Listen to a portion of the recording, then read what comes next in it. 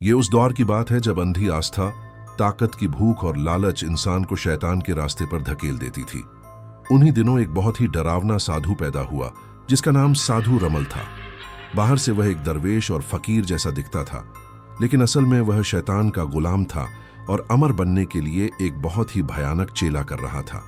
इस चेला की शर्त यह थी कि 20 दिनों के अंदर अंदर उसे कई इंसानों की बलि देनी होगी, उनका खून पीना होगा और किसी भी हालत में उसका चेला टूटना नहीं चाहिए। इसी मकसद से उसने गांव और आसपास के इलाकों से बेगुनाह मर्दों को अगवा करना शुरू कर दिया। वह उन्हें एक वीरान जगह पर बनी पुरानी हवेली के तहखाने में बंद कर देता था, जहां हर समय अंधेरा, नमी और डर का राज रहता था। जंजीरों की आवाज और कैदियों की सिसकियां उस जगह की पहचान बन चुकी थीं। एक दिन कैदियों में से किसी ने हिम्मत करके चिल्लाकर कहा, शैतान के गुलाम, आखिर किस जुर्म में तुमने हम सबको यहां बंद कर रखा है? साधु रमल ने उनकी तरफ देखा और जहरीली मुस्कान के साथ कहा, बच्चों, सब्र करो, बहुत जल्दी तुम्हें सब कुछ पता चल जाएगा। यह कहकर उसने एक भयानक हंसी लगाई जिससे सबके दिल कांप उठे। एक और कैदी ने कांपती आवाज में पूछा, हमारा जुर्म क्या है? कम से कम हमें यह तो बताओ। इस पर साधु गुस्से से बोला, मैं तुम सबको एक एक करके मारूंगा, तुम्हारा खून पीऊंगा और 20 दिन बाद मैं अमर हो जाऊंगा। कैदियों में एक नौजवान था जिसका नाम फैसल था। वह दिल से एक ही खुदा पर यकीन रखता था। डर के बावजूद उसने कहा कि वह शैतान के इस चेला में उसे कामयाब नहीं होने देगा। साधु रमल ने गुस्से से उसकी तरफ देखा और कहा, यह तो वक्त ही बताएगा कि कौन जीतता है। उसी शाम साधु रमल गांव की तरफ निकला और एक घर में साए की तरह घुस गया। थोड़ी देर बाद वह एक बेहोश आदमी को अपने कंधों पर उठाए बाहर निकल रहा था।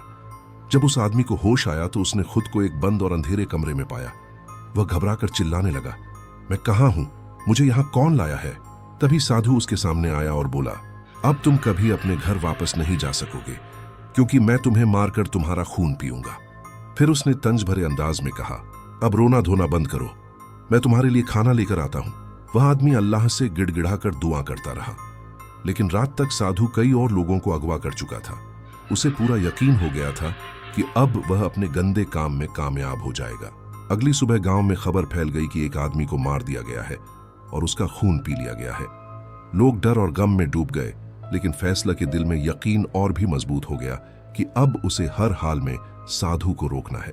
साधु ने सभी कैदियों को एक बहुत बड़े कमरे में ले जाकर बंद कर दिया और उस पर ताला लगा दिया ताकि डर के मारे कोई भाग न सके।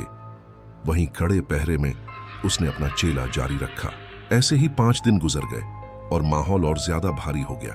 छठी रात फैसल को सपने में एक नूरानी बुजुर्ग दिखाई दिए। उन्होंने प्यार से कहा, बेटा परेशान मत हो, मगरिब के बाद आंखें बंद कर लिया करो, मैं तुम्हें एक ऐसी जगह ले जाया करूंगा जहां तुम आराम से जिक्र कर सको। फैसल ने दिल ही दिल में शुक्र अदा किया। अगली रात मगरिब के बाद उसने आंखें बंद कर लीं। जब आंखें खोलीं तो वह खुद को एक ऐसी वीरान जगह पर पाया जहां दूर दूर तक किसी इंसान, जानवर या परिंदे का नाम निशान नहीं था। वहां इतनी खामोशी थी जैसे सदियों से कोई वहां आया ही न हो।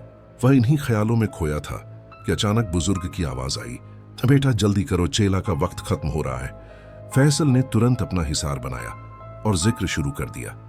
अभी आधा जिक्र ही हुआ था कि उसने देखा जहां पहले वीरानी थी वहां अब हर तरफ डरावनी शक्लों वाले आदमी आ चुके थे। किसी के हाथ में भाले थे, किसी के हाथ में तीर, किसी के हाथ में पत्थर।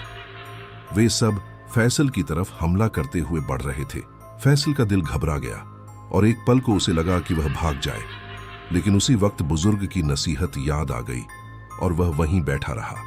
जैसे ही कोई हथियार उसके हिसार से टकराता वह तुरंत गायब हो जाता। कुछ देर बाद पूरा मंजर खत्म हो गया। फैसल ने अल्लाह का शुक्र अदा किया और इस तरह उसका एक दिन का चेला पूरा हो गया। जब वह वापस जाने का सोच रहा था तो बुजुर्ग ने कहा, आंखें बंद कर लो। आंखें बंद करते ही वह फिर उसी कैद खाने में था। किसी को खबर तक नहीं हुई कि वह रात भर कहां रहा। अगली रात भी वह उसी वीरान जगह पहुंचा, लेकिन इस बार एक और बुजुर्ग आए जिनकी आवाज पहले जैसी नहीं थी। उन्होंने कहा, बेटा यह चेला छोड़ दो वरना तुम्हें नुकसान होगा। मेरे पास आओ, मैं तुम्हें साधु को मारने का दूसरा तरीका बताता हूं। फैसल तुरंत समझ गया कि यह असली बुजुर्ग नहीं बल्कि धोखे का वार है। उसने आंखें बंद कर लीं और जिक्र जारी रखा। थोड़ी देर बाद आंखें खोलीं तो वहां कुछ भी नहीं था। इस तरह उसके चेला के 2 दिन पूरे हो गए। इधर साधु रमल को शक हो गया कि कोई उसके काम में रुकावट डाल रहा है। उसने अपने शैतानी तरीके से देखा तो पता चला कि एक नौजवान उसे मारने की कोशिश कर रहा है। यह जानकर वह डर गया और किसी हल की तलाश में खुद को गायब करके कैदियों वाली जगह पहुंच गया। रात को जब फैसल वहां पहुंचा तो साधु भी उसके पीछे आ गया। जैसे ही फैसल हिसार में बैठा, साधु उसके सामने आ गया और गुस्से से चिल्लाया, हरामजादे, तुम मुझसे बच नहीं सकते, मैं अभी तुम्हें मार डालूंगा। फैसल ने मजबूत आवाज में कहा कि वह शैतान का नहीं बल्कि एक खुदा का मानने वाला है और साधु को अमर होने से पहले मार देगा। यह कहकर उसने तुरंत जिक्र शुरू कर दिया।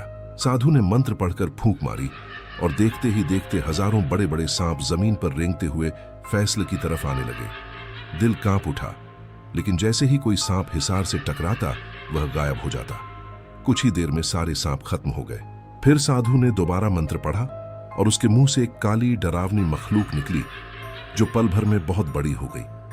उसने फैसल की तरफ हाथ बढ़ाकर आग का गोला फेंका, लेकिन वह भी हिसार से टकराकर खत्म हो गया। इसके बाद साधु ने तेज आंधी चला दी। मिट्टी और रेत उड़कर फैसल की आंखों में जाने लगी। करीब 2 घंटे तक तूफान चलता रहा। आंखें जलती रहीं, लेकिन फैसल ने जिक्र नहीं छोड़ा। जब आंधी रुकी तो फैसल ने आंखें साफ की और देखा कि साधु थका हारा खड़ा है। जब उसका कोई वार काम नहीं आया तो वह रोने लगा और गिड़गिड़ाकर माफी मांगने लगा कि अब वह किसी इंसान को नुकसान नहीं पहुंचाएगा। लेकिन फैसल ने कहा, शैतान के चेला में अब तुम्हें जिंदा नहीं छोड़ा जाएगा। उसी पल चेला का वक्त पूरा हुआ और साधु के शरीर में आग लग गई। वह चीखता चिल्लाता इधर उधर भागा, लेकिन कुछ ही पलों में वह वहीं राख का ढेर बन गया। उसी समय फैसल को बुजुर्ग की आवाज सुनाई दी, बेटा तुम्हें मुबारक हो, तुमने बहुत सी जानें बचा ली है, अब आंखें बंद करो। जब फैसल ने आंखें खोलीं तो देखा कि सारे कैदी आजाद खड़े थे और वह डरावनी जगह मिट्टी के ढेर में बदल चुकी थी। फैसल ने सबको खुशखबरी सुनाई।